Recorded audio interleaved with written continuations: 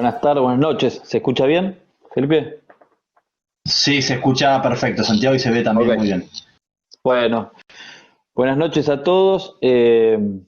Muchas gracias por la invitación. Muchas gracias por las palabras de bienvenida al doctor Córdoba, Alejandro, y gracias, Felipe, por volver a invitarnos. La verdad que con el doctor Santiago Moore, que además somos amigos y trabajamos juntos, lo hacemos con mucho gusto, esto de poder compartir un poco la experiencia del trabajo.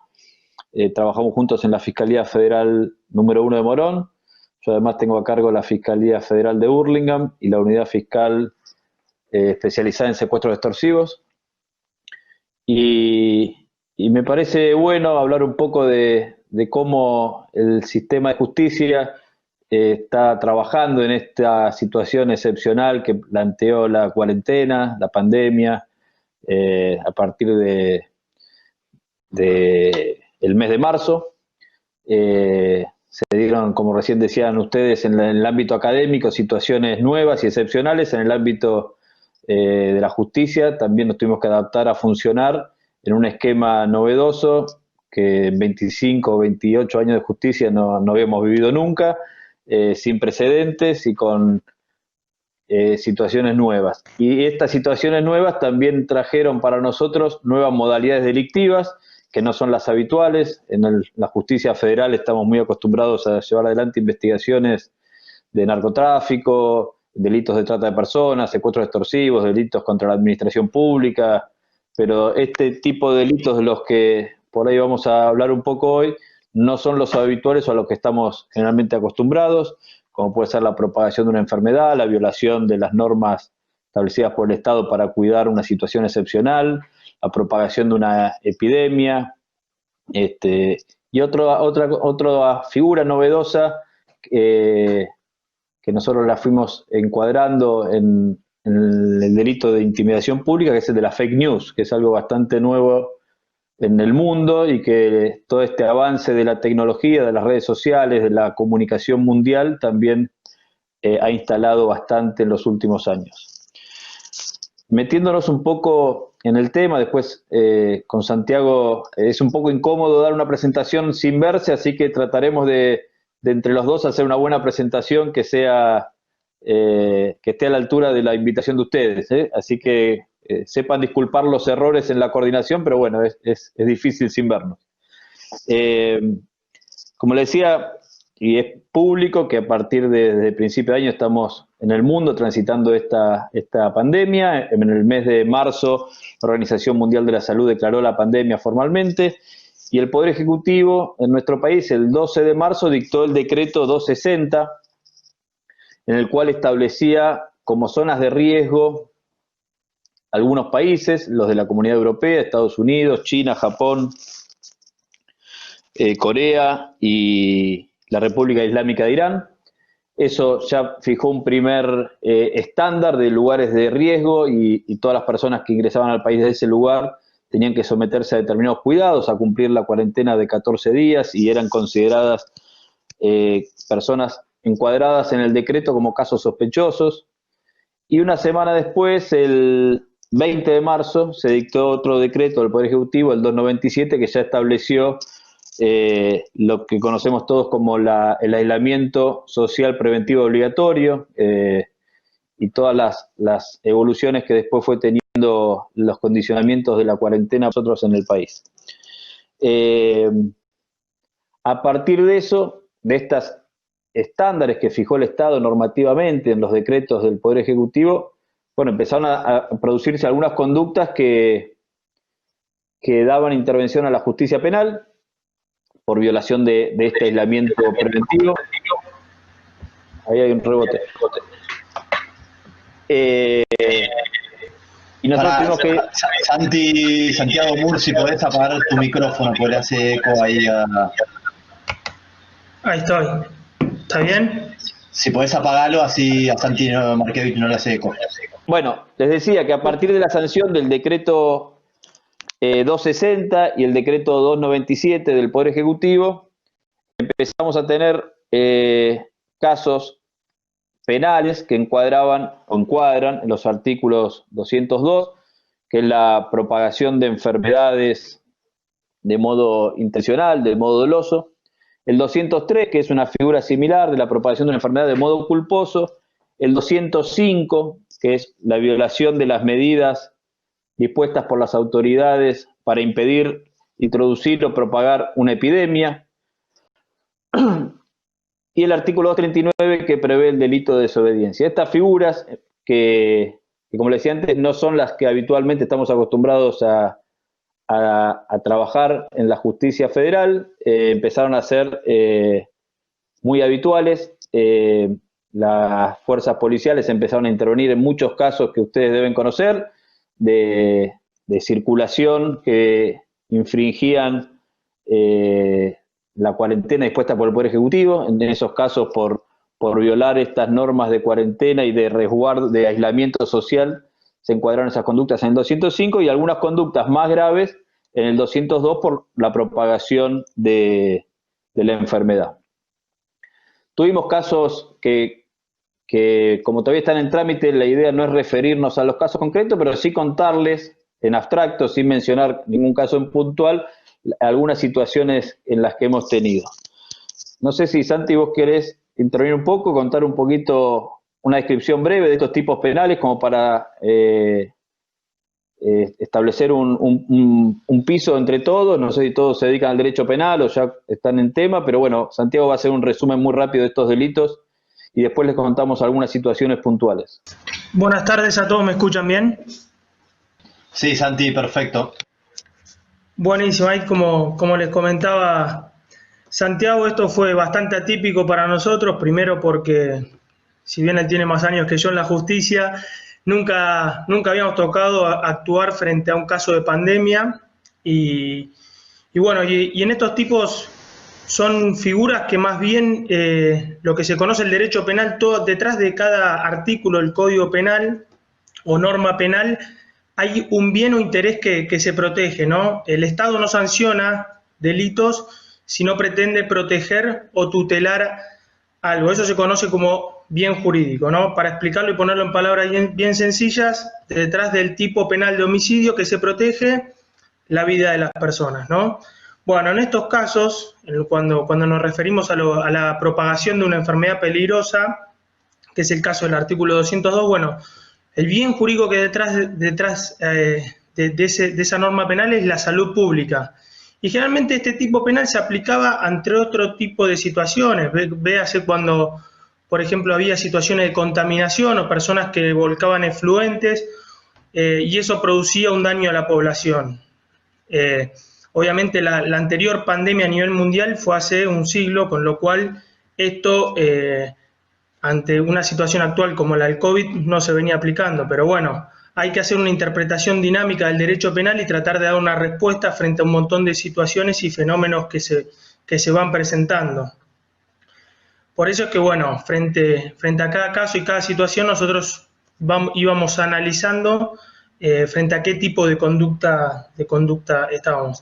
Hay que tener en cuenta que en este caso el artículo de propagación de enfermedad tiene una escala penal, es decir, contempla mínimos y máximos penales bastante que tienen bastante pena, si quiere, va de los 3 a los 10 años, con lo cual es una figura penal con una considerable rango punitivo.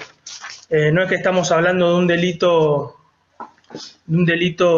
de 3 a 15 años, no es un delito menor, y con lo cual las personas a cuales se quedan bajo una investigación de estas características y por lo general teniendo en cuenta la gravedad o hay que ver en qué desencadena todo al final, pueden tener en expectativa una pena bastante considerable. Pues hay que decir que esta figura es una figura de peligro, es decir, porque ya con la mera conducta que despliega una persona de poder propagar esta enfermedad, ya es posible de aplicación. Hay algunos autores, está medio dividida la doctrina, pero algunos consideran que con la mera posibilidad de poner en peligro a otros ya se puede aplicar la figura y otros exigen que haya efectivamente contagios a terceros. Nosotros en algunos casos que nos tocó intervenir sin hacer referencia específica, pero bueno, trascendió en varios medios, una persona sí produjo contagio a varias que asistieron a un evento masivo, poniendo en peligro su vida, con lo cual, bueno, ahí consideramos que podríamos encontrarnos frente a esta figura penal en concreto. Y en cuanto a la diferencia entre el dolo, se quiere la figura dolosa, que es el artículo 202, y el artículo 203, que admite la figura culposa. Al momento de referirnos al 202, que es la figura dolosa, es decir, el cierto conocimiento y voluntad de contagiar o poder o propagar esta enfermedad, hay que tener en cuenta que esta figura contempla la posibilidad del dolo eventual, ¿no? Que es bastante discutido en doctrina y que básicamente, para explicarlo en un lenguaje sencillo, refiere a la posibilidad de que la persona se represente que es portador de una enfermedad y la posibilidad de contagiar a terceros. No así en la figura culposa, que esta persona, si bien contagia a terceros y hasta puede producir la muerte de un tercero, lo hace a partir de un accionar descuidado, negligente o imprudente, ¿no? No sé, Santi, si querés que complete con algo más de las complejidades de estas investigaciones, si querés vos seguir. Sí, gracias, Santi.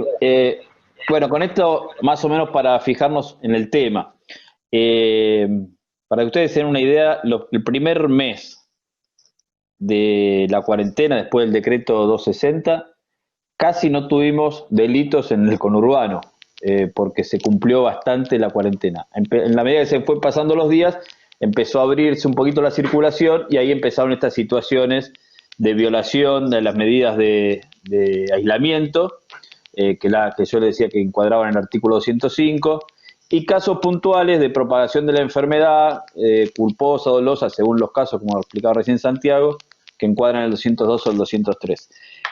Esto hay que situarlo en la actividad judicial que hace un rato el doctor Córdoba contaba, bueno, cómo la justicia se fue adaptando, porque imagínense el trabajo de la Fiscalía o de los juzgados federales sin tener el abogado en la mesa de entradas, sin poder sentarse frente al imputado para notificarle de los derechos, sin poder convocar a un testigo para que pueda relatar lo que vio, lo que escuchó, aportar la prueba testimonial que en un caso habitual se incorpora al expediente. No tener el expediente en papel, en la Justicia Nacional todavía trabajamos con el expediente y todo en papel, no hay un expediente digital. Entonces hubo que en poco tiempo o en minutos hacer una adaptación rápida del sistema procesal dentro de los parámetros del código a la situación que estábamos viviendo. Entonces, lo primero que nos tocó en uno de los casos más complejos que tuvimos de propagación de la enfermedad de manera dolosa para nosotros, el primer caso que tuvimos, se recibió la denuncia por vía de un correo electrónico enviado desde un municipio donde habían tomado conocimiento que una persona habría violado las restricciones del decreto 260 del Poder Ejecutivo y habría participado de un evento masivo. En principio eso encuadraba para nosotros en la violación del artículo 205 y también posiblemente en la violación del artículo 202. Y a partir de ahí hubo que empezar a trabajar en la función del fiscal, cuando en este caso en la etapa de instrucción el juez nos había delegado la instrucción del sumario, entonces había que trabajar en la recolección de la prueba para poder acreditar los hechos que estaban siendo denunciados y a la vez tomar medidas casi en coordinación con las autoridades de salud para que el virus no se propague a otras personas, para que nosotros podamos cumplir con las medidas procesales, pero que las autoridades de salud puedan cumplir con las medidas sanitarias. En una situación novedosa, porque esto nos ocurrió a los 2 días de haberse sancionado el primer decreto del Poder Ejecutivo, casi no había información de qué se trataba, cómo íbamos a trabajar, cómo se iban a tomar las declaraciones de modo digital o a distancia o en videoconferencia. Todavía el Zoom no era algo de uso común como tienen ahora en todos los grupos o el WhatsApp no tenía la posibilidad de reunir a más de 3 o 4 personas en una videoconferencia. Bueno, fue todo muy nuevo donde logramos conversar mucho con las partes del proceso, con el defensor, con el juez, de tratar de cumplir con los estándares procesales y con las garantías constitucionales de las partes, respetando el derecho de defensa, el derecho de ser oído por la persona imputada, respetarle todos los derechos que tenían y también garantizar todos los derechos a las víctimas, que era la otra parte del proceso y que cada día nuestro sistema procesal tiene un rol más protagónico y más importante, y donde la tarea del Ministerio Público, del fiscal, siempre es resguardar esos derechos y velar por los derechos de las víctimas y de la sociedad en general. Así que toda esta situación que hoy más o menos está aceitada, la mayoría de los juzgados y las fiscalías tienen un mecanismo ya establecido, hay equipos de trabajo reducidos y otros a distancia que trabajan con ese sistema de home office en sus casas y colaboran, y las plataformas de trabajo del Poder Judicial se trasladaron a las computadoras personales y se trabaja de manera remota, y el Ministerio Público ocurre lo mismo. En estos primeros días fue realmente muy engorroso. Así que bueno, recibimos la denuncia inicial por esa vía, por correo electrónico, adoptamos medidas de coerción personal sobre la persona imputada, que a su vez había contagiado el virus, así que ya esa persona estaba internada y había que empezar a trabajar en la cadena de vínculos estrechos de esa persona que podrían estar contagiados y que para nosotros eran posibles víctimas que debían aparte declarar como testigos. Entonces eso también requirió de alguna manera que nos acerquemos con ciertos cuidados, porque llamar a una persona que además podría tener vínculo de amistad o familiares de esa persona imputada para que nos aporten algún elemento probatorio, bueno, fue bastante complicado. Ordenamos un montón de medidas, se incorporaron informes técnicos, así que se incorporó prueba documental, historias clínicas, prueba testimonial, se incorporaron a través de correos electrónicos con un cuestionario básico que se le hacía a cada una de los testigos. Se hicieron relevamientos en los lugares donde se desarrollaron los hechos, cosa de tener también la información del lugar. Trabajamos con las fuerzas policiales en las distintas escenas de los hechos, y en base a eso pudimos conformar un cuadro probatorio que, a criterio nuestro, era suficiente para pedir la declaración indagatoria de esta persona cuando esté en condiciones de salud de hacerlo, de manera remota para no violar las normas de aislamiento, por encuadrar esa conducta en los artículos 202, 205 y el 84 del Código Penal. La situación concreta era que una persona que había venido de Estados Unidos, en fecha posterior al decreto 260, que establecía que debía guardar la cuarentena durante 14 días, había violado esa disposición del Poder Ejecutivo, por eso esa conducta ya encuadraba en el 205, que es violar las medidas de aislamiento. Había ido a un evento masivo donde esa enfermedad que había traído de Estados Unidos se había propagado. El COVID venía de Estados Unidos, que era zona declarada de riesgo, y se había propagado en una gran cantidad de personas. Esa conducta de la propagación de la enfermedad de manera dolosa, sabiendo que debía guardar la cuarentena, y decidió violarla y asistir a un lugar con total conocimiento y voluntad de hacerlo, encuadraba en el artículo 202, y una de las personas que había participado de ese evento resultó fallecida, producto de haber contraído el COVID, y bueno, por eso también se le imputó el homicidio culposo. Este fue el criterio de la Fiscalía, por eso se le pidió la indagatoria. El juzgado recibió la declaración indagatoria a la persona cuando estuvo en condiciones con el alta médica, lo mantuvo en prisión domiciliaria. Otra medida también complicada, cómo disponer medidas de coerción con personas que pueden contraer el virus y van a ir a un lugar de detención, a una cárcel, a una unidad carcelaria, o cómo aislarlos. ¿Quién va a controlar de esa persona? Porque la persona que controle de aquel que está contagiado también corre el riesgo de contagiarse. Entonces son todas situaciones, como ven, muy complicadas, de un virus que se propaga muy rápido, que esto nosotros no somos expertos, pero lo hemos aprendido de escucharlo tantas veces.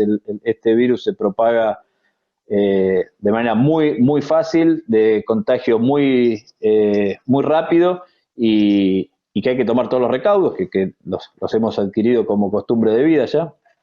Así que todo esto fue la situación que rodeaba el curso de esta investigación. Y finalmente el juzgado dictó el procesamiento de esta persona por infracción al artículo 203 del Código Penal, encuadró la conducta no en la figura dolosa, sino en una figura culposa que además contempla como agravante que resulte la muerte de alguna persona y la propagación de la enfermedad en otras. Así que, bueno, ese es un poco cómo se desarrollaron los hechos de manera muy resumida. La causa obviamente sigue en trámite, fue apelada por las partes, tanto por el defensor como por la Fiscalía, y está hoy tramitando en la Cámara de Apelaciones. Pero es un caso que realmente investigamos bastante, no encontramos precedentes en nuestra legislación, en nuestros antecedentes de jurisprudencia. Está abierto para la discusión en ámbitos académicos, en ámbitos judiciales, y bueno, ahora esperamos que la Cámara se pronuncie y ver cómo se va a resolver el caso. Pero es tan importante por ahí el análisis de fondo del derecho, el encuadre legal, como ver cómo se adaptó la justicia, esto que le decía al principio, el sistema judicial al funcionamiento de este tipo de casos. Santi, si querés agregar algo más de tu experiencia en estos casos, a ver, te voy a pasar, voy a silenciar mi... Dale. No, muy bien resumido. Me parece bueno también agregar como algo novedoso que este caso nos trae ahora como experiencia, es que trabajamos en una lógica y en una dinámica que es distinta a la que estamos habituados casi todos los operadores judiciales, más precisamente los abogados al derecho penal, que por lo general el derecho penal interviene una vez que el hecho ya ocurrió, va posterior a los acontecimientos. Y acá lo particular que presentaba este caso es que si bien los acontecimientos ya habían pasado, es decir, el evento ya se había celebrado, lo cierto es que el número de casos e infectados y consecuencias se iban extendiendo y manteniendo en el tiempo, iban variando. En un comienzo arrancamos con 8 contagiados, que fue el primer fin de semana, y terminamos en un número que superó los 20 casos. Y personas que al principio eran contagiadas con el virus, hubo un caso que fue un desenlace muerto. Y esas dinámicas, y eso no es indiferente al derecho penal, establecer las consecuencias de un accionar delictivo, en este caso haber infringido las normas de un decreto de necesidad de urgencia, haber concurrido a un evento masivo cuando la normativa indicaba que debía permanecer en su domicilio aislado durante 14 días, es deber y trabajo del fiscal establecer, porque al momento de que en un juicio oral se defina la situación de esta persona, es necesario establecer y delimitar cuántas cantidades de víctimas hubo producto de este accionar. Y bueno, y también en este caso se presentó la particularidad de tener una persona fallecida. Y acá también se presentó otra dificultad. ¿Cuál fue? Generalmente el derecho penal, cuando intervienen muertes, se practica sobre el cuerpo una autopsia, cuando hay dudas o la muerte fue violenta respecto de las causales de muerte.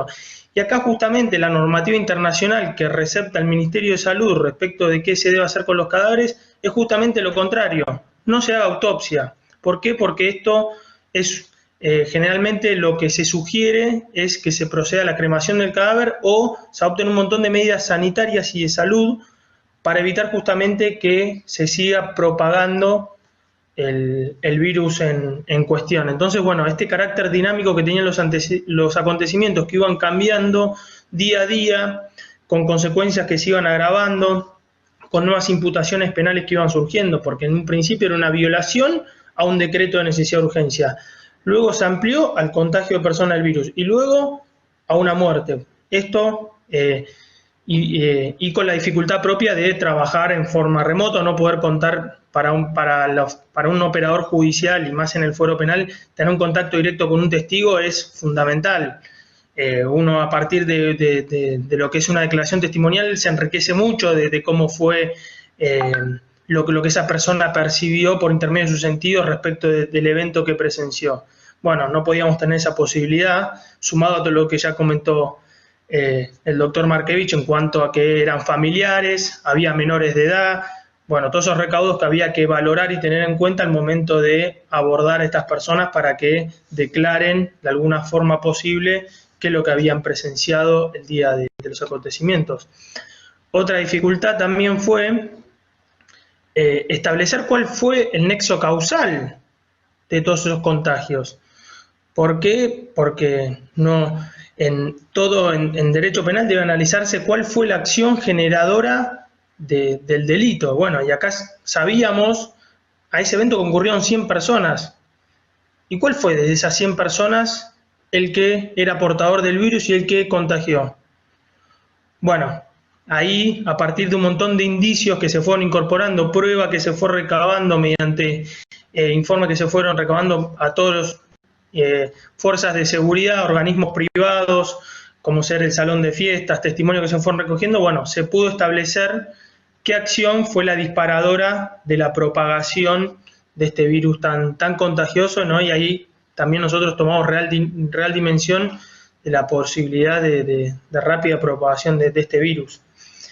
Y como última cuestión también que me parece buena traer a colación es, en todo momento estaba en juego dos derechos, ¿no? Por un lado, la salud de las personas, de las víctimas y el imputado, que había que garantizar que reciban un adecuado y correcto tratamiento médico, porque estaban infectados de un virus con alta capacidad letal en las personas. Y por otro lado, la necesidad de la Fiscalía o de saber qué pasó, de obtener pruebas y producir informes y contar con declaraciones, sea de las víctimas, como así también garantizar que el imputado pueda ejercer su defensa en la causa. Y bueno, y es en este sentido que se evaluaron un montón de medidas. El código prevé un plazo para recibir la declaración indagatoria que se tuvo que posponer hasta tanto esta persona esté bien de salud. No podíamos ordenar una medida hasta tanto esta persona reciba un alta y esté en condiciones de poder declarar, que cuente con un abogado defensor. Bueno, fueron un montón de situaciones que se fueron presentando y que este caso tan particular fue trayendo y bueno, que obviamente nosotros nos fuimos adaptando y adecuando nuestro accionar a medida que iba pasando este caso.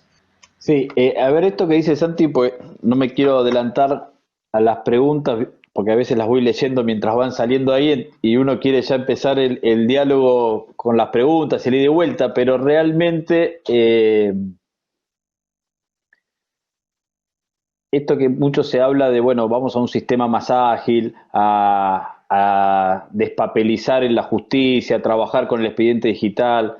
Es muy novedoso y muy interesante, pero a nosotros nos tocó adaptar un sistema escrito a un sistema para el cual no estaba preparado el esquema de trabajo, ni siquiera el código. Entonces, esto de no cumplir los plazos, de por ahí recibir declaración a un testigo o intercambiar información con un organismo por vía mail es algo que se puede hacer habitualmente o no afectaría mucho. El tema sobre todo es con las partes, cómo al imputado le hacemos saber el hecho de que se le imputa, las pruebas, sin tenerlo enfrente y sin explicarle cara a cara y mostrarle el expediente al imputado o a su abogado defensor. Por suerte tuvimos un altísimo compromiso de parte de la defensa y colaboración para poder llevar adelante el proceso, entender que la situación era excepcional, que por un lado queríamos que se defienda y que haga uso de todos sus derechos y que pueda contar con todos los elementos, y por otra parte no queríamos exponernos a un contagio, ni el abogado, ni nosotros, ni nadie. Entonces teníamos que manejarnos desde este canal, desde la videoconferencia, no había otra forma. Entonces escaneábamos lo que estaba agregado al sumario y se lo mandábamos por mail, le permitíamos que haga los planteos que quiera y contestábamos todos los planteos que la defensa quería, y tratábamos de adaptar este sistema excepcional al resguardo y de todas las garantías procesales. Sobre todo en esto se plantea mucho con el imputado. Por el lado de las víctimas no se dieron situaciones tan complejas, tan complicadas. Así que un poco ese caso, más allá, les vuelvo a decir, de la discusión jurídica de fondo sobre las imputaciones, los tipos penales, el encuadre que le daríamos, nos dejó una gran experiencia en esto, que después fue compartida con un montón de colegas, intercambiando ideas, y uno también, como todas las cosas, las va perfeccionando y las fuimos mejorando en otros casos.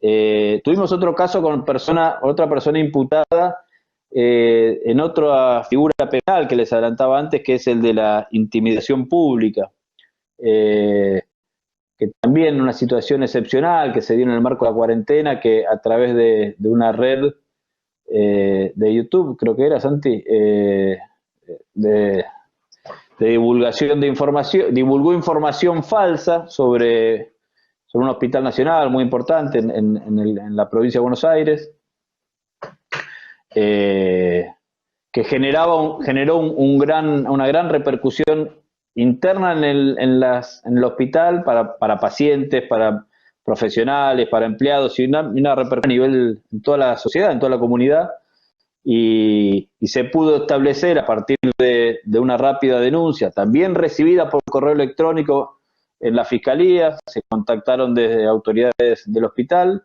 nos pusieron en conocimiento de los hechos por teléfono, le dijeron, mire, no le puedo recibir la denuncia en la Fiscalía, no puede venir usted a denunciarlo. El canal adecuado hoy por esta situación es que lo escriba en un mail y me lo mande al correo oficial de la Fiscalía, y yo a partir de eso voy a impulsar la acción penal o darle, si corresponde, darle trámite a la causa penal. Bueno, recibimos la denuncia, era una descripción de los hechos que encuadraría en la figura del artículo 211 del Código Penal, y formulamos el impulso de la acción penal ante el Juzgado Federal de Morón, y se tomaron medidas muy rápidas de preservación de prueba de medios digitales, de las redes donde esta información se estaba difundiendo, esta información maliciosa que ponía en riesgo y ponía en alarma a toda la comunidad, a toda la sociedad. Y una vez asegurada esa prueba, se identificó el origen desde dónde se estaba cargando esa información y quién era el autor de esa divulgación. Bueno, a partir de ahí se lo pudo identificar y someter al proceso. Pedimos la indagatoria y el juez dejó la medida pendiente hasta tanto esa persona pueda presentarse para declarar, porque no tenía la urgencia del otro caso, ni la amenaza, la sanción penal, como en el otro caso que les contábamos antes, que la persona había estado detenida. Entonces la urgencia era mucho mayor. En este caso la indagatoria se puede posponer a que termine la cuarentena, que no habría ningún problema, ningún riesgo de fuga, ni entorpecimiento de la investigación, pues la prueba ya estaba asegurada. Pero bueno, fíjense un poco cómo en las situaciones excepcionales de la cuarentena nos encontramos con este delito también, que no es habitual y que, bueno, se puede dar en cualquier contexto, no solo en la cuarentena, pero tuvimos que tomar medidas en ese marco. ¿Querés ampliar algo, Santi, de esto? No, sumar a lo recién, sí, que efectivamente es un delito con mucha menos pena, a diferencia del anterior que tenía pena de 3 a 15 años, acá estamos hablando de un delito que tiene de 2 a 6 años, y que justamente el bien jurídico, es decir, el interés que el Estado tutela mediante la sanción de esta normativa, es la tranquilidad pública, es decir, evitar que personas, por medios masivos y que tengan alcance a mucha gente, alerten a la población, ¿no? Es el mantenimiento de la tranquilidad y la paz social, bueno, evitar justamente eso. Y en este caso una persona con un canal de YouTube que en menos de una semana había tenido 150.000 reproducciones, que como explicó el doctor, había generado un caos bastante importante al normal funcionamiento de un hospital nacional, en el cual mucha gente se atiende de diversas patologías que requieren un control periódico. Y nos había, para dar un caso concreto y ejemplificativo de lo que había provocado esta persona mediante la difusión de un video, nos dijo que se había quedado sin banco de sangre. Imagínense, por un hospital nacional mayor concurrido de toda la zona oeste, lo que es quedarse sin un banco de sangre, que deriva en un montón de una problemática muy grande, como así también los propios empleados tenían miedo de concurrir a su lugar de trabajo, sea el personal médico o que cumple tareas en el hospital, con lo cual se había producido un temor en la sociedad y en el conjunto de personas que acuden al hospital bastante considerable, lo cual bueno, justamente motivó ante esta posible configuración de este delito una investigación que bueno, pudimos llegar a identificar a esta persona, como así también secuestrar el aparato con el cual había publicado este video, justamente se conoce en el mundo como fake news, noticias falsas que producen un gran temor, conmoción en la sociedad, ¿no? Un poco para completar la idea. Bueno, y el último tema para repasar así medio por encima, también que tiene que ver con esta situación que nos trae la cuarentena y en realidad la cuarentena no, la pandemia, el COVID-19, es el de los lugares de detención. Como habrán escuchado y se imaginan además también, hay dos lugares o dos focos que yo veo complicados. Uno es el de los geriátricos, que tenemos también casos muy complejos, donde son lugares de aglutinamiento de personas de riesgo por la edad que tienen, muchos que ya tienen alguna enfermedad, alguna patología, y donde se propaga mucho la enfermedad y el contagio del virus, y se dan situaciones complicadas de aislamiento, de cómo manejar esas situaciones. Y la otra situación, en otro contexto y nada que ver, los lugares de encierro, los lugares, las unidades penitenciarias, las cárceles federales o provinciales. La verdad que frente a esos escenarios, sobre todo el tema de la cárcel, a nosotros nos planteó la preocupación de qué hacer con las personas detenidas nuevas, si esas personas podían ingresar a un lugar de detención o no, porque como ustedes saben hay muchos casos de portadores asintomáticos que podrían no tener el síntoma y que si ingresan a la cárcel con el virus, podrían propagar la enfermedad en ese ámbito de encierro, que ya sería de consecuencias limitadas a cuántas personas puede llegar a contagiar.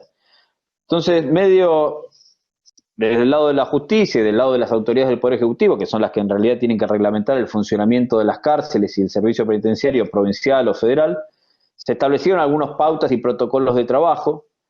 Primero se suspendieron las visitas, esto incluso para que tengan, hasta lo que sabemos, fue consensuado con los propios internos, con los propios detenidos.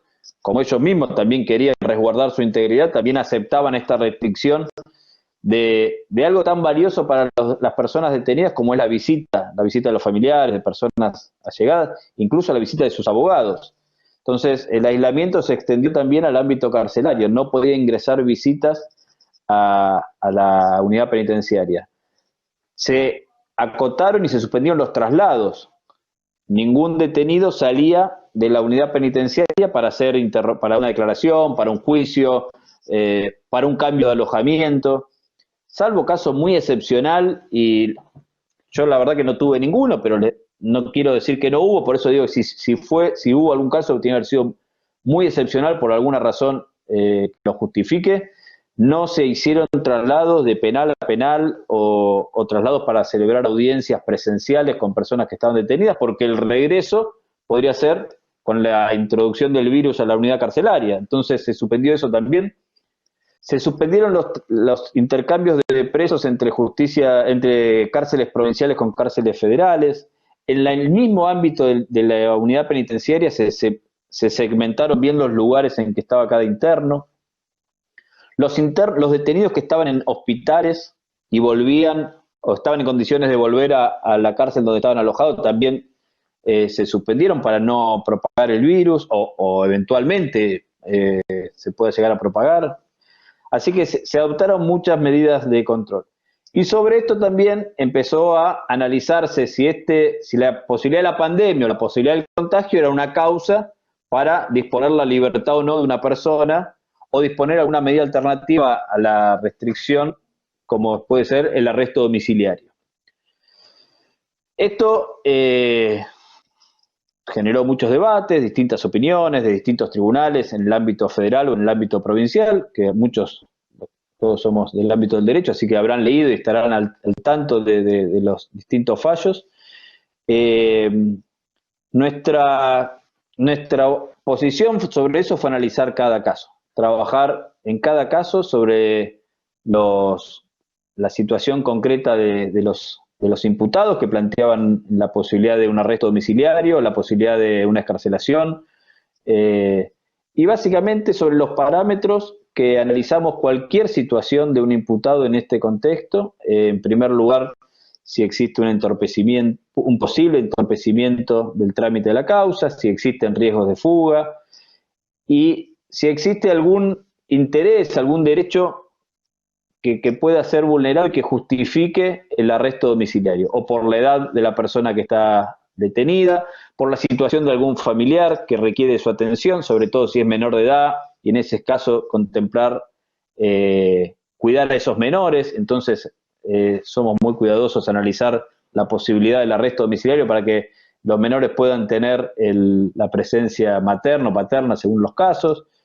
Si hay alguna situación de riesgo de salud que no pueda tratarse en el ámbito carcelario, entonces eso lo convierte en un factor de riesgo alto y que en caso de contagiarse pueda verse seriamente afectada la salud, correr riesgo de vida. Entonces, bueno, la única forma de que esta persona no se muera es que esté en su casa y atendida desde su casa. Esos fueron más o menos los parámetros que fueron guiando la posición de la Fiscalía y que en general es la que sigue la mayoría de la jurisprudencia en nuestro país, por lo menos en el ámbito de la justicia federal. Ahora Santi les va a contar un poquito algunos casos y algunos parámetros concretos que son los que vamos teniendo en cuenta, pero ese sería más o menos cómo se fue resolviendo esta cuestión de las situaciones de detención en el marco de la pandemia en la que estamos atravesando ahora. Bueno, perfecto, sí, como les explicaba el doctor Markevich, a partir de que se decretó la pandemia, y bueno, y justamente las cárceles se vieron como un posible o un lugar bastante posible donde se propague muy fácilmente la enfermedad, este virus. Empezaron a llegar muchos pedidos y bueno, como explicaba el doctor, se analizó caso por caso y se evaluaron qué circunstancias reunía esa persona, circunstancias de qué delito había cometido, es decir, porque en este sentido no es lo mismo, nosotros estamos en una justicia federal que por lo general tienen penas, los delitos por los cuales las personas detenidas son penas bastante elevadas, ese es un factor o un elemento a tener en cuenta. ¿Qué actitud había tenido la persona durante el proceso? Es decir, esto que analizaba el doctor de si había riesgo de fuga o entorpecimiento.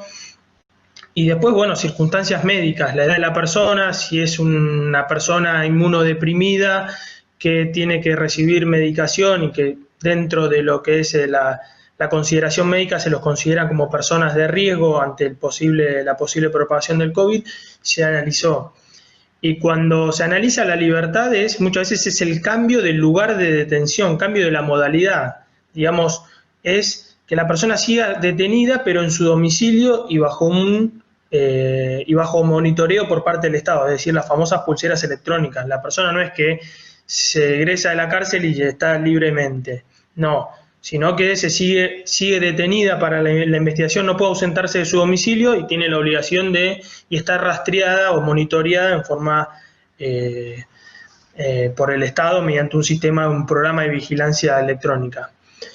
Llegaron un montón de casos con distintos criterios por parte de distintos jueces y bueno, el máximo tribunal penal del país, que es la Cámara Nacional de Casación, dictó una serie de pautas a tener en cuenta que hay que evaluar al momento de expedirse sobre la posible libertad de una persona, que básicamente son la naturaleza del delito que cometió. Si la mujer es una persona embarazada y tiene hijos menores, hay que ser más proclive a conceder un posible cambio de modalidad de detención.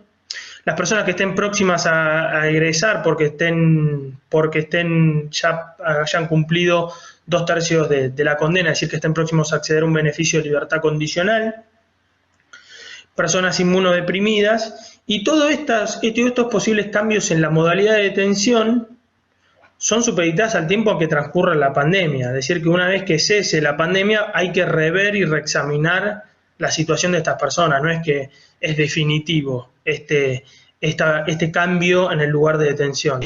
Pero bueno, también todas estas medidas que adoptó el Estado argentino fueron por recomendaciones de la Corte Interamericana, la Comisión Interamericana, el Comité de Naciones Unidas, que empezaron a dar cuenta de esta situación de que hay que intentar en los lugares donde hay superpoblación carcelaria, como es la Argentina y un montón de cárceles de Latinoamérica, intentar reducir el número de personas, porque bueno, justamente la superpoblación y la capacidad de alta propagación del virus puede generar un escenario bastante caótico. Pero bueno, sí, muchas veces en los medios de comunicación salen noticias que son ampliamente difundidas y bueno, eso quizás en la opinión pública esté la creencia o la conciencia de que el escenario es otro al que yo acabo de escribir. No soy ajeno a eso. Una cosa más para agregar sobre esto y si te parece, Felipe, por el tiempo, después dejamos para las preguntas el intercambio. Con nuestro sistema está pasando un momento de transición, el sistema procesal, y como muchas cosas tiene parches y es un poco difícil de explicar para el que no está día a día en el derecho penal o en el tema procesal. Yo le decía, nosotros tenemos un sistema procesal escrito en la instrucción y oral en el juicio, donde el sistema escrito en principio es inquisitivo, la investigación la hace el juez, el fiscal impulsa la acción penal y vela por los intereses generales de la sociedad. Existe la posibilidad de que el juez le delegue la instrucción al fiscal y después en el juicio oral todo es oral y es más inmediato. Existen los principios de la oralidad y el sistema acusatorio en el debate. Hay un código nuevo que está entrando en vigencia de manera paulatina y progresiva, que es el Código Procesal Penal Federal, que ya está vigente en Salta y Jujuy, y algunas pautas ya se están implementando en nuestro sistema, y algunas son las que tienen que ver con las medidas de coerción sobre los imputados, el control sobre el imputado durante el proceso. El artículo 210 introdujo esa modificación, el artículo 210 del Código Penal Procesal Federal, y estableció como alternativa al encierro el arresto domiciliario, esto que decía Santiago. El arresto domiciliario antes era una medida que se aplicaba solamente para determinados casos, bien establecidos, que estaban en la ley de ejecución penal, cuando se daban determinadas circunstancias de un tema de salud, un tema de edad del imputado, situaciones objetivas bien concretas. Hoy el Código Federal lo establece dentro de las alternativas que puede disponer el juez para controlar la sujeción de la persona al proceso. Desde la más básica, que es un juramento que el imputado prometa que no se va a ausentar y que se va a presentar ante cada llamado del tribunal, hasta la más grave, que es la prisión preventiva, el encierro durante todo el trámite del proceso. En el medio hay distintos niveles, una caución real, que pague, que haya otra persona que se presente como garante de que se va a presentar en el proceso, que se le restrinja acercarse a algún lugar o salir de determinado radio o perímetro de una zona, que se le restrinja la salida del país, el arresto domiciliario y en última instancia la prisión preventiva. Pero ahora ya no, estas condiciones son evaluadas con distintos parámetros por el juez que deba resolver. No hay un parámetro, no hay casos puntuales como era antes la ley de ejecución. Ahora hay que analizar y merituar todos los elementos que el juez tiene a su alcance, el estado de salud, el arraigo, la posibilidad de presentarse, el contexto en que se plantea, el delito que se le imputa, la gravedad. En el marco de todo eso, el juez puede evaluar que en determinado caso puede cumplir el proceso en arresto domiciliario o es mejor que sea en un centro de detención, porque va a eludir la acción de la justicia, porque no va a cumplir el arraigo, porque va a entorpecer la investigación, porque se va a profugar. Entonces dice, bueno, no, en este caso corresponde la prisión preventiva. En este otro caso ya no hay riesgo, puede ser el arresto domiciliario. Así que es un instituto que ya se empezó a utilizar y se combinó esta vigencia de este nuevo instituto del artículo 210 del Código Nuevo con la pandemia y la posibilidad de contagio, y bueno, eso hizo que se hagan muchos planteos y se analice mucho más esta situación. Así que bueno, no sé, Felipe, si con esto más o menos pudimos dar un pantallazo de los temas y quedar abiertos a lo que quieran. Dale, sí, buenísimo, clarísimo y ratifico, creo que el año pasado cuando fueron a la universidad se dio hoy una situación similar. Eh, Creo que desde que se conectaron nunca bajó la cantidad de gente que está ahí conectada, ahora estamos casi en 160 personas que están chateando, mandando mensajes con preguntas y debatiendo, así que eso genera que todos los temas que están planteando son de mucha utilidad, así que buenísimo y gracias. Yo ahí hice un punteo de algunas dudas que fueron surgiendo que creo que por ahí es útil tomarnos 10, 15 minutos para poder ir Dale. redondearlos en los temas que plantearon. Que una va de la mano de lo que recién, Santiago, hablabas de los cambios y demás. Ahí consultaban sobre el tema de los cambios en la parte procesal, si consideran ustedes que esta es una oportunidad. Los cambios se dieron consecuencia de una situación extraordinaria y se tuvieron que acomodar a esta realidad. Ahora, si consideran que estos cambios son una oportunidad para que ya modernizar y que quede esto asentado y modificado de ahora en adelante. Y además creo que se conjuga con otra de las preguntas que hicieron, que es ¿y cómo juega esto con la violación del derecho de defensa en juicio? Entonces, les cedo un poco la palabra para ver si podemos destrabar un poco esas dudas que planteaban. Sí. A ver, en mi opinión personal y puede haber opiniones diversas. A mí todo esto, el uso de estas herramientas me parece excelente. Me parece que suma, que facilita las cosas. Lo que veo es que esto tendría que ser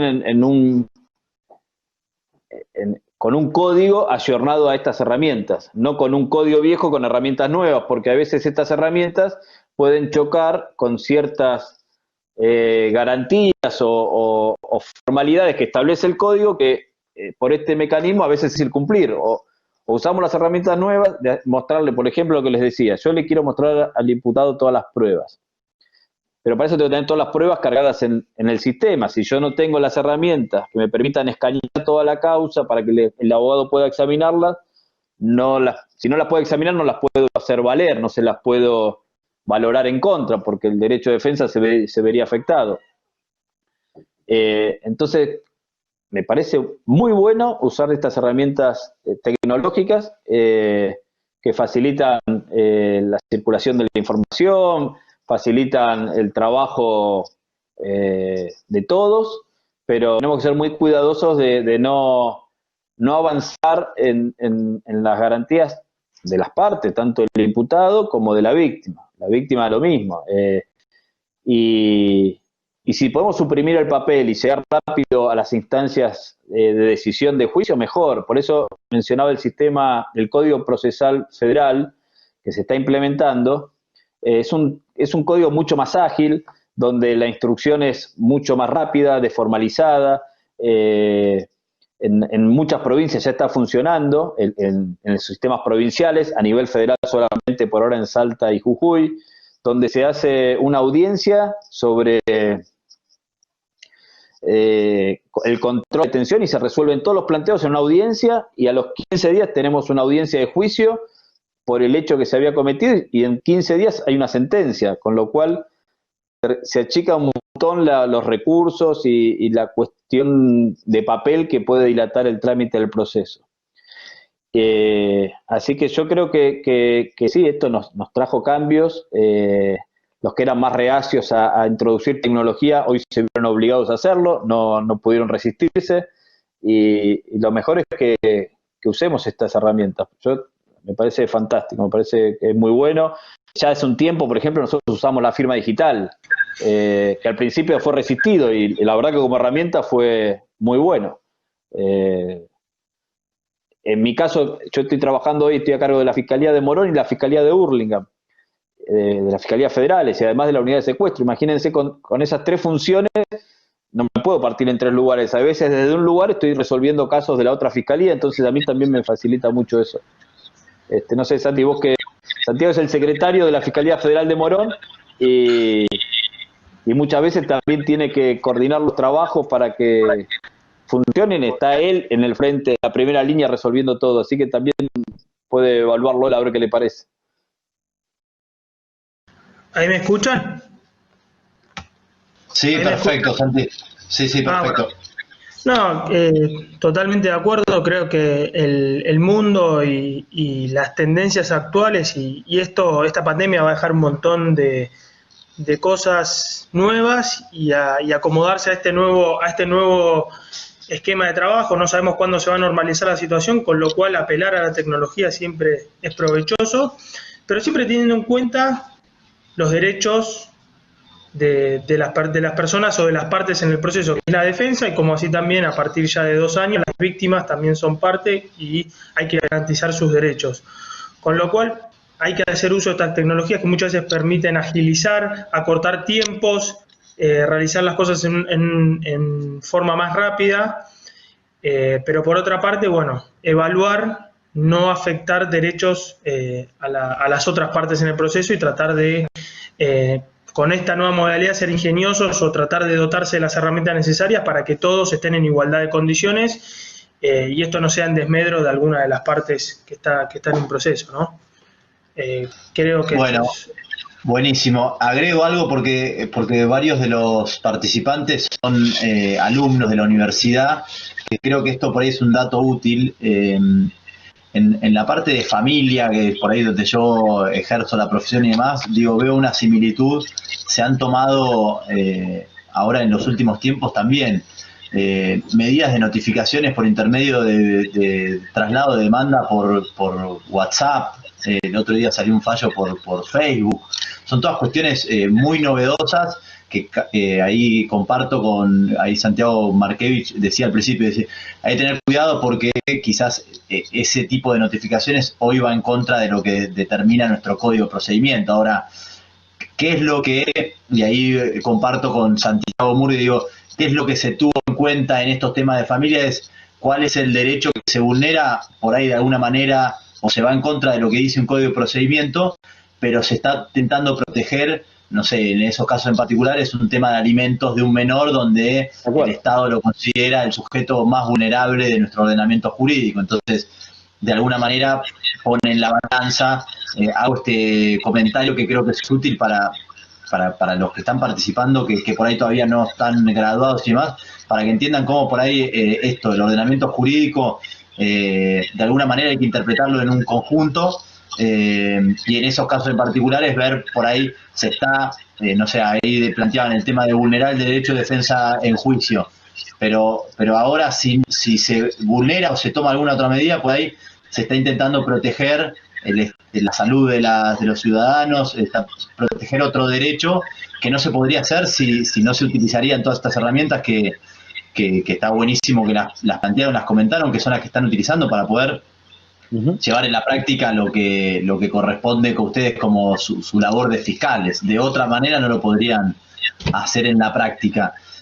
Avanzo con un par de preguntas más que quedaron ahí, así no nos Vale. pasamos del tiempo. Hablaban de que con respecto a los médicos, y ahí decían, bueno, ¿qué pasa si los médicos trabajan en distintos hospitales y alguno de alguna manera lleva la enfermedad de un hospital al otro porque ellos están muy expuestos a contagiarse? Si ahí habría o no un dolo eventual. Santi Mura, al principio hablaste de algo de dolo eventual, por ahí también sería útil terminar de desarrollar un poco esa idea para que vean si, bueno, si aplicaría o no en el caso en particular de un médico. Les cedo la palabra para ver si podemos aclarar un poco sobre eso y qué les parece. ¿Quieres que vaya yo, Santi, o vos? Dale, dale. Dale, dale. La figura de dolo eventual, obviamente, lo que supone un dolo eventual es el conocimiento y voluntad de realizar una acción, en este caso de querer propagar intencionalmente una enfermedad peligrosa para las personas.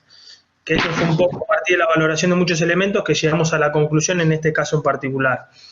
En el caso de un médico deberá probarse que esa persona es portador del virus, que él es conocedor que es portador del virus y que tiene la intención de propagarlo. También muchos médicos, obviamente si la persona desconoce eso, y más una persona como un médico que tiene la obligación de atender pacientes que llegan al consultorio o al hospital o donde trabajen, muchas veces no va a saber porque es una persona que por ya su profesión va a estar mucho más expuesto que otra persona.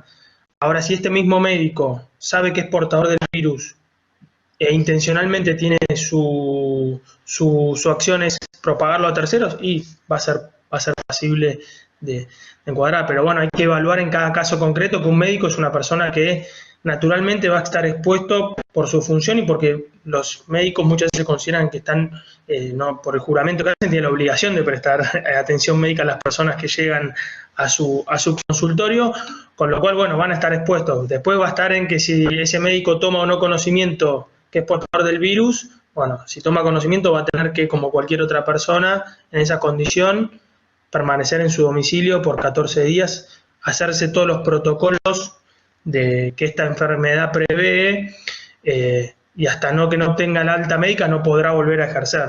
¿Se entendió un poco la diferencia? Sí, Felipe, hay un tema que yo te digo médico y ampliarlo en personal de salud, como en el sentido más amplio, digamos. Son esos casos que son muy complicados, que cuando yo mencionaba el tema de los geriátricos, fuimos descubriendo esas situaciones. Un médico que atiende en una clínica o en un hospital y en un geriátrico o tiene 2 o 3 lugares de trabajo, ¿no? Tienen un protocolo que cumplir de sanitización, de esterilización de la ropa, de la forma en que trabajan. Los que trabajan en un sector no trabajan en otro. El ingreso al lugar de trabajo es con un proceso de desinfección para identificarlo, ¿no? De purificación, y cuando salen de ahí van a otro lugar lo mismo. La verdad que es muy complejo el tema del personal de salud con la propagación de este virus, que es tan virulento y tan rápido de propagarse, que están muy atentos a eso. Obviamente lo determinante para una imputación penal va a ser hasta dónde el médico o la persona esa sabía o no sabía que tenía el virus. Ahora, si no lo sabe, bueno, son los más expuestos en ese sentido, y bueno, por eso tanto reconocimiento al personal de salud, ¿no? Bueno, buenísimo. No, y una más que me parece que después quedaron un montón dando vueltas que ojalá podamos ver de tener por ahí una reunión más adelante con algún otro tema, si pudieran llegar a participar, porque por ahí quedaron algunos temas dando vueltas, pero hay un participante planteaba la situación de que una persona contagie solamente a una y consecuencia de ese contagio que esa otra segunda persona contagie a otro y se desencadene la muerte de la tercera persona. No sé si fui claro, pero estaban ahí preguntando. Yo creo que estaba buena y es interesante la pregunta, porque creo que es un caso que tranquilamente se puede dar, porque solamente sería el delito de contagio en primera instancia, pero después la consecuencia sería mucho más grave, y va de la mano un poco de lo que decía Santi Mura al principio, de esto de las consecuencias, cómo se van dando a medida que va pasando el tiempo. Sí, a ver, no sé si estoy ahí. Es complicado, son estos casos de laboratorio, casos de manual de derecho penal. A ver, bueno, ¿qué pasa si empezamos con las variables? Es medio difícil. La realidad es que hay que analizar el caso concreto. Es decir, bueno, a ver, planteemos la situación concreta. A ver, por ejemplo, el caso que nosotros les decíamos, en una fiesta se contagia, la persona, están todos ahí. Podrán plantearme, bueno, pero capaz la persona que falleció no se contagió directamente de la persona imputada. Capaz fue una cadena y fue el segundo eslabón en contagiarse. Bueno, habrá que analizar el caso concreto. Yo creo que imputarle el homicidio culposo de un tercer o cuarto eslabón en una cadena es como un poco... habrá que analizarlo bien, porque son decisiones que hay que verla bien. No lo veo tan claro de entrada, pero tampoco habría que ver el contexto en que se dio eso. Si fue en el mismo ámbito o fue en un lugar que no tiene ningún tipo de relación y nunca pudo llegar a tomar conciencia de esa posibilidad de muerte, por ejemplo. O si el contagio fue con una actitud dolosa o fue con una actitud negligente y culposa, por ejemplo. Entonces, bueno, es complicado. La verdad que ir abriendo ventanas en algo tan hipotético y tan excepcional, porque también pasa eso. la jurisprudencia antes, la jurisprudencia no tiene muchos precedentes sobre este tipo de situaciones, no hay muchos fallos en nuestros tribunales sobre este tipo de situaciones, la doctrina uno se pone a buscar bibliografía y no tiene mucho desarrollo sobre este tipo de casos. Nuestro trabajo es más resolver caso a caso y por esa cuestión no sé, profesional, de formación, decir, bueno, tráeme el caso y analizamos con las pruebas el caso. Entonces, bueno, le diría que se puede dar la situación, habrá que analizarlo. Yo no sé si con algo tan simple me jugaría a dar una opinión cuando hay casos en los que estamos opinando y resolviendo todos los días, porque bueno, estaría adelantándome a una posición. Bueno, buenísimo. Santi Murgos, ¿querés agregar algo más? No, bueno, obviamente el motivo de la charla es tratar temas actuales, dejamos un montón de cuestiones dogmáticas y que son delitos muy complejos que ameritan un montón de tratamiento, sobre todo en materia de lo que es la excarcelación. Hay un montón de cuestiones que no explicamos o que tratamos de ir directamente al grano sin explicar un montón de otras cuestiones, que quizás eso va a generar algunas preguntas, algunas dudas, sobre todo porque también es un tema que se abordó mucho en la opinión pública, en los medios de comunicación. Pero bueno, realmente eso requiere una clase de mucha explicación, que tiene detrás toda una cuestión teórica que hay que abordar, pero bueno, tratamos de incluirlo para hacer un panorama general sin perjuicio de lo cual hay detrás de todo mucho contenido de jurisprudencia y doctrinario, sobre todo en esos temas, no así en los otros dos de fake news y pandemia o propagación de una enfermedad, que son dos temas novedosos para todos, porque realmente relacionados con esto, como dijo el doctor Markevich, no hubo jurisprudencia. Pero bueno, tratamos por lo menos de abordar los tres temas y tratar de ser lo más concisos posible, nada más. Buenísimo, y así fue. Ahí estoy de a poco leyendo los mensajes que van dejando los participantes y están todos agradeciendo, diciendo que fue un lujo y demás, así que transmitírselos a ustedes que por ahí no los están leyendo. Agradecerles nuevamente en nombre de la Universidad Abierta Interamericana por tomarse este rato, por compartir con nosotros algo que Santiago recién decía, lo escuchamos en los medios, tomó mucha magnitud pública, pero también es bueno e importante que alumnos, egresados, profesores también puedan escucharlo de los que más empapados por ahí están con los temas hoy y que nos pueden dar elementos muy útiles para los que están estudiando o para los que están ejerciendo la profesión o para los que están enseñando también. Así que un lujo, muchas gracias y esperemos que nos podamos ver en otra oportunidad de manera virtual o de manera presencial sería mejor. Les agradezco nuevamente. Muchas gracias. Felipe, gracias a todos. Dale, nos vemos y gracias a todos. Hasta luego.